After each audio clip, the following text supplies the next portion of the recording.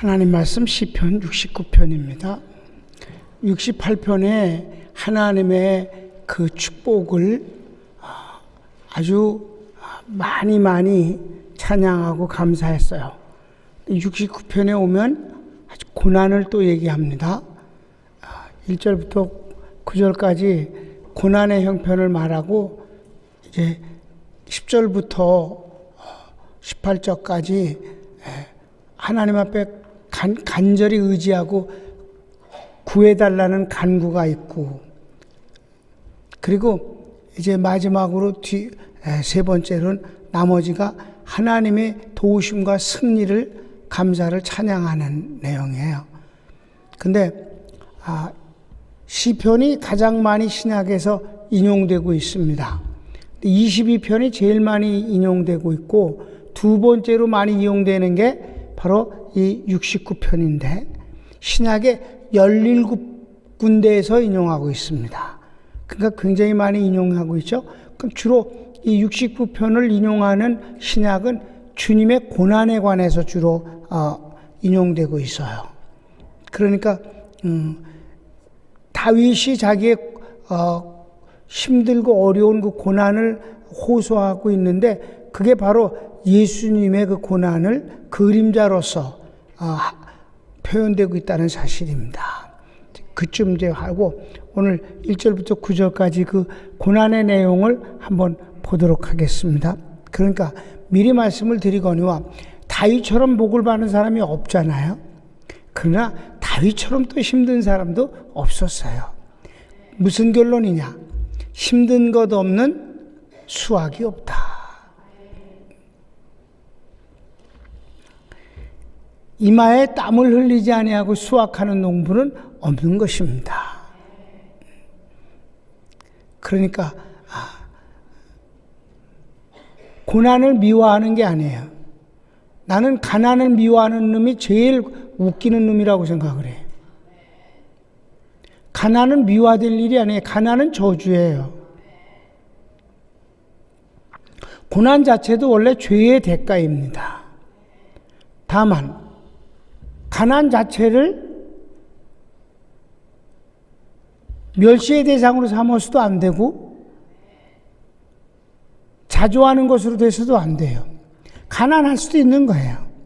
다만 가난을 미워하지 말라는 말이지. 그런 가운데서 하나님을 의지하고 점점 좋아지면 되는 거예요.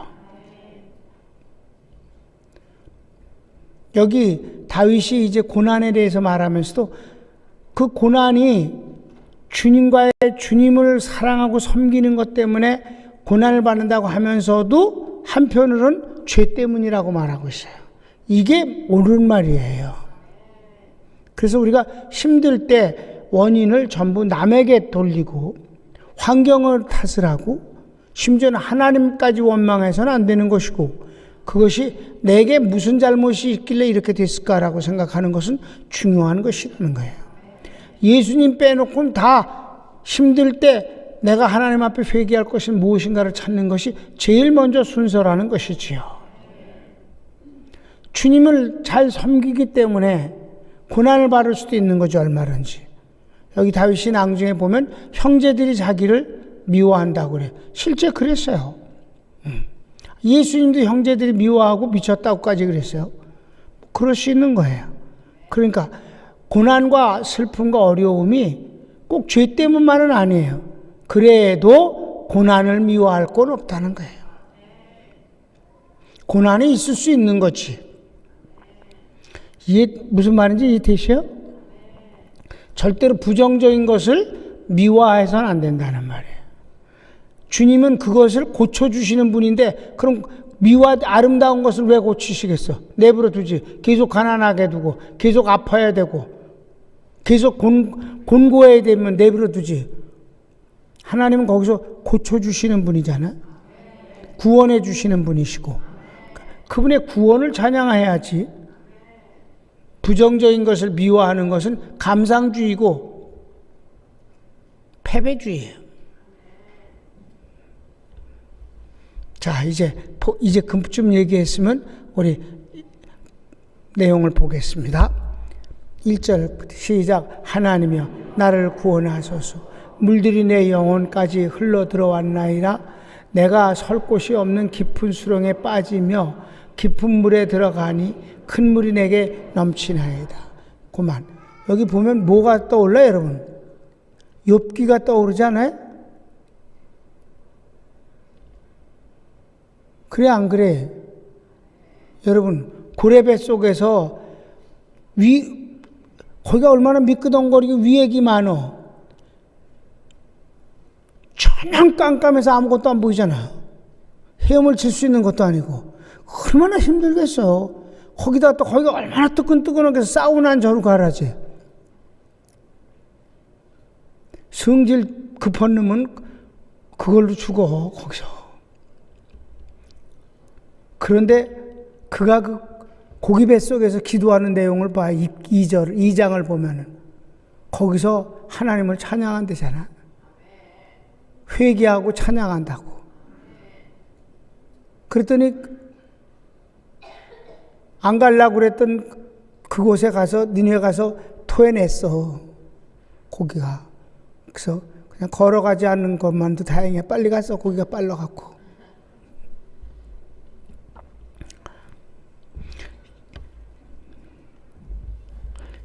이 표현은 시적 표현으로서 너무 힘들다는 상황을 얘기하는 거죠. 사람이 힘들 수 있는 거지.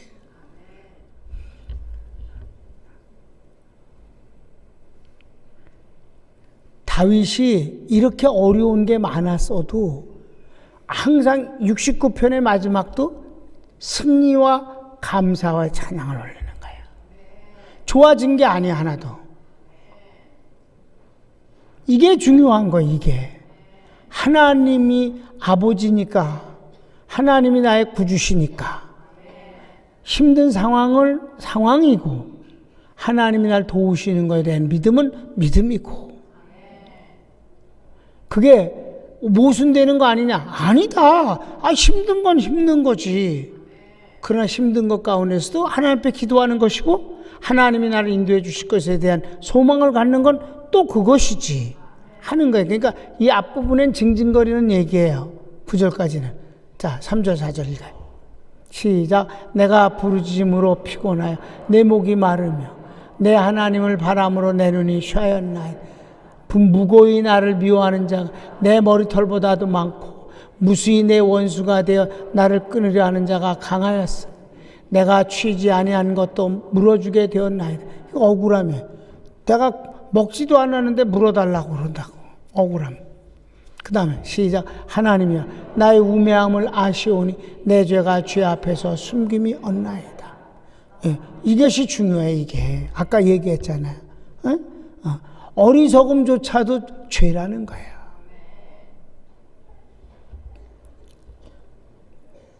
왜냐하면 저는 지도자니까 그러는 거예요.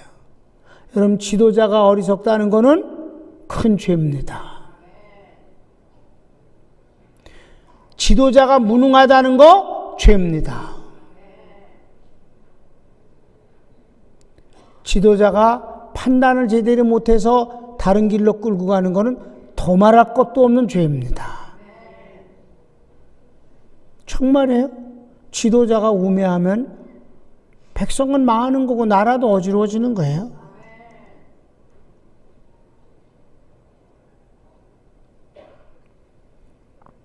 여기 다윗이 뭐라고 그런 줄 알아요? 나의 우매함 때문에, 내가 고통받는 것 때문에 나로 인하여 다른 사람들이 고통받지 않게 해달라고 그런다고. 한번 읽어봅시다. 계속 읽어요. 시작. 만군의 주 여호와 주를 바라는 자로 나를 인하여 술취를 당케 마옵소서. 계속 또 이스라엘의 하나님이여 주를 찾는 자로 나를 인하여 욕을 당케 마옵소서. 이게 왕이 하는 소리요. 이게 지도자가 하는 소리라고. 왕이 잘못해서 우리나라 백성들이 욕을 당하거나 부끄럼 당하지 않게 해달라는 거예요. 왕이 이런 마음을 갖고 기도하면 그렇게 되지 않는, 어리석은 왕이 되는 게 아니지. 이스라엘 역사 가운데서 다윗 왕이 때 제일 태평성세를 이루었으니까. 이스라엘이 주변 국가에 대해 조공을 받아 먹으면서 평화를 유지시켜 준 때는 다윗 때뿐이 없었어요. 하나님을 경외하니까. 이런 마음 갖고 하니까 그렇게 되는 거예요. 하나님이여 나를 인하여 주를 경외하는 백성들이 부끄럼 당하지 않게 하옵소서. 목회도 마찬가지예요. 담임 목사를 인하여서 교인들이 부끄럼 당하지 않게 해 주옵소서. 나를 인하여 주를 경외하는 백사람들이 수칠당치 않게 하옵소서. 지도자가 정말 잘해야 되는 거예요. 나 때문에 하나님을 경외하는 사랑하는 사람들이 욕을 당치 않게 하옵소서. 지도자가 이런 기도를 해야 되는 건 아니냐. 다윗이 정말 너무 멋진 지도자가 아니냐. 여러분, 가장도 마찬가지예요. 어머니 입장도 마찬가지예요. 아셨습니까? 어머니 입장에서 나 때문에 자식이 부끄러움을 당하지 않게 하소서. 지도자가 이런 기도는 필요한 것입니다. 아주 멋진 기도인 걸 잊지 마시기 바랍니다. 그래서 역시 다윗은 다윗이다. 다윗이 징징거리는데 이런 멋진 기도를 하다니. 모든 면에서 언제든지 지도자는 마찬가지야. 그 다음 9절 시작. 내가 주를 위하여 회방을 바라싸움 수치가 내 얼굴에 덮였나이다. 8절 내가 내 형제에게는 객이 되고 내 모친의 자녀에게는 외인이 되었나이다. 이게 뭐예요? 이 다윗이 형제들에게도 미움의 대상이 됐어요. 왜? 시기는 그런 거예요.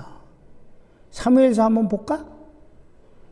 시작. 그들이 오매 사무엘 엘리압을 보고 마음에 이르기를 여호와의 기름 부으실 자가 과연 그 집에 있도다 하였더니 여호와께서 사무엘에게 이르시되 그 용모와 신장을 보지 말라. 내가 이미 그를 버렸노라. 나의 보는 것은 사람과 같지 아니하니 사람은 외모를 보거니와 나 여호와는 중심을 보느니. 이게 이제 첫째부터 시작해서 쫙 내려갔고 다 딱지 맞고 다윗이 기름 부음을 받았을 때 기름 부음 못 받은 왕이 되려다가 안 된 형제들이 어떤 마음이 됐겠어요? 그래서 형제들이 다윗을 아주 미워하게 되는 거예요. 그래서 다윗의 생애 쭉 보면은 형제들이 도와준 일이 없어요. 부하들이 도와줬지. 시기가 피를 나눈 형제들인데도 그래서 여기 말하는 거예요. 형제들이 그랬고 어미의 자식들이 그 형제들이 누구야? 그에게서 나는 외인입니다. 객입니다. 그 다음 9절 시작. 주의 집을 위하는 열성이 나를 삼키고 주를 회방하는 회방이 내게 미쳤나이다. 주를 그게 무슨 말이냐면 주님을 사랑하고 섬기는 그 일을 인하여서 오히려 내가 어려움을 당합니다. 적당히 타협을 했으면 내가 편할 수도 있는데 하는 얘기예요. 그러니까 어려움의 원인은 여러 가지가 있을 수 있다는 거지. 죄일 수도 있고 형제들의 시기일 수도 있고 심지어는 아들이 반란을 일으켰잖아. 이 배경이 무엇일까라고 사람들이 많이 말해. 신학자들이. 그래도 그 아들이 반란을 일으켰을 때가 아니겠는가라고 추측을 하는데 그건 뭐 아무것도 몰라요. 어떻든 아들이 반란을 일으키기도 하는데 남이 어떻겠어? 아들이 반란을 일으키니까 너무 많은 사람들이 아들 편에 쓰잖아. 눈치를 살살 보는 거야. 누가 권력을 쥘까? 누구한테 줄을 서야 내가 괜찮을까? 안전할까? 이걸 보면 그냥 그놈들이 더 불쌍해. 눈치 보는 그놈들이. 근데 다윗이 낭중에는 다 받아줬잖아. 그쪽에 섰던 놈들도. 뭐 너희들이 무슨 죄가 있겠니? 그러고. 또 뭐 원인이 다윗에게 잘못도 있으니까 자기 죄 때문일 수도 있고 시기심 때문일 수도 있고 그냥 자연적인 재해가 있을 수도 있는 거고 어려움을 하나만 놓고 공격을 하거나 그 하나를 갖고 모든 것을 원인이라고 판단해서는 안 되는 거예요. 그러니까 그러니까 어려움을 미화해서도 안 되고, 어려움을 때문에 좌절해서도 안 되고, 포기해서도 안 되고, 이런 어려움은 이런 어려움의 원인을 찾아서 하나님 앞에 호소하고 죄면 용서를 받으면 되는 거고, 하나님을 위해서 받는 거라면 뭐 달게 즐거움으로 받으면 되는 거고. 여러분, 그래서 뭐라 그래요? 환난은 물리치며 시험은 이기며 핍박은 받는다. 핍박은 받아야 돼. 핍박을 물리치면 안 돼. 핍박은 수용하는 거예요.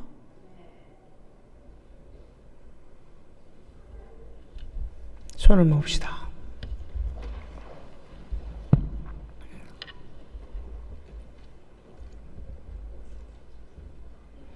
시편을 읽으며 깊이 묵상하면 똑같이 눈 2개 달리고 콧구멍 2개 뚫렸는데 어떻게 이 인간은 이렇게 깊을 수가 있단 말인가 라는 생각이 나요. 이 사람이 이런 생각을 하면서 사는데 나는 어떤 생각을 하며 사는가? 요즘은 말이에요. 다윗은 70에 죽었는데 난 70이 넘었는데 난 다윗이 젊었을 때 정도의 수준이 되는 것인가? 오늘의 이 고통스러운 호소를 하면서 죄의 문제를 회개하는가 하면은 자기 때문에 하나님을 사랑하는 사람들이 욕을 당하거나 부끄럼 당하지 않게 해달라는 간절한 기도 앞에 솔직히 같은 인간인데도 불구하고 머리가 숙여진다 이 말이에요. 사랑하는 여러분, 우리 사랑하는 평강교인들이여, 나 여러분들이 하나님의 은혜로 좀 더 깊어지는 신앙과 인격이 되기를 바랍니다. 다 같이 주여 한번 부르기도 합시다. 주여, 오 사랑하는 주님 감사합니다.